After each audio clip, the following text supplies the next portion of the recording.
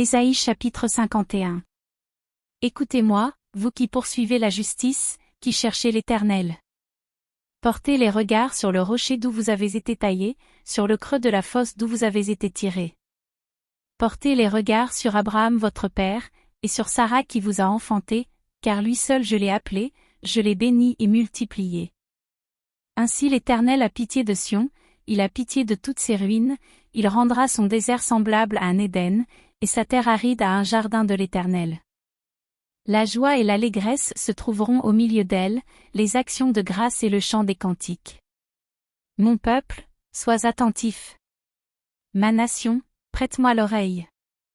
Car la loi sortira de moi, et j'établirai ma loi pour être la lumière des peuples. Ma justice est proche, mon salut va paraître, et mes bras jugeront les peuples, les îles espéreront en moi, elles se confieront en mon bras.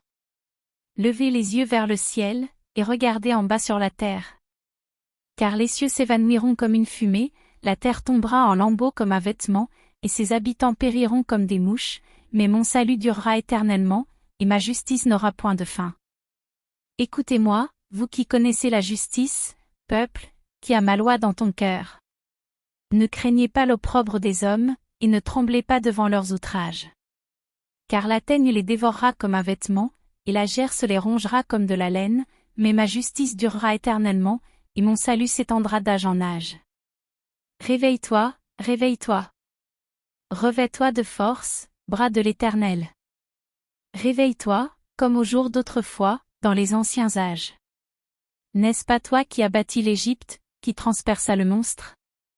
N'est-ce pas toi qui mis à sec la mer, les eaux du grand abîme, qui fraya dans les profondeurs de la mer un chemin pour le passage des rachetés? Ainsi les rachetés de l'Éternel retourneront, ils iront à Sion avec chant de triomphe, et une joie éternelle couronnera leur tête, l'allégresse et la joie s'approcheront, la douleur et les gémissements s'enfuiront. C'est moi qui vous console. Qui es-tu, pour avoir peur de l'homme mortel, et du Fils de l'homme, pareil à l'herbe? Et tu oublierais l'Éternel, qui t'a fait, qui a étendu les cieux et fondé la terre.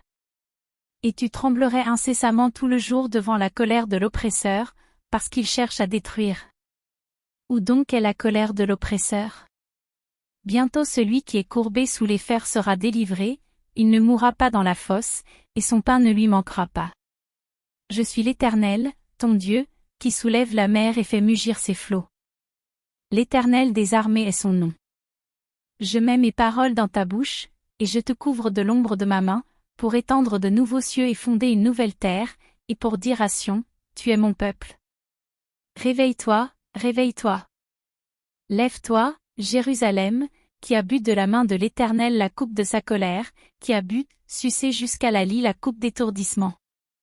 Il n'y en a aucun pour la conduire de tous les fils qu'elle a enfantés, il n'y en a aucun pour la prendre par la main de tous les fils qu'elle a élevés. Ces deux choses te sont arrivées, qui te plaindra, le ravage et la ruine, la famine et l'épée. Qui suis-je pour te consoler? Tes fils en défaillance gisaient à tous les coins de rue, comme le cerf dans un filet, chargé de la colère de l'Éternel, des menaces de ton Dieu. C'est pourquoi, écoute ceci, malheureuse, ivre, mais non de vin. Ainsi parle ton Seigneur, l'Éternel, ton Dieu, qui défend son peuple. Voici, je prends de ta main la coupe d'étourdissement, la coupe de ma colère, tu ne la boiras plus. Je la mettrai dans la main de tes oppresseurs, qui te disaient, courbe-toi, et nous passerons. Tu faisais alors de ton dos comme une terre, comme une rue pour les passants.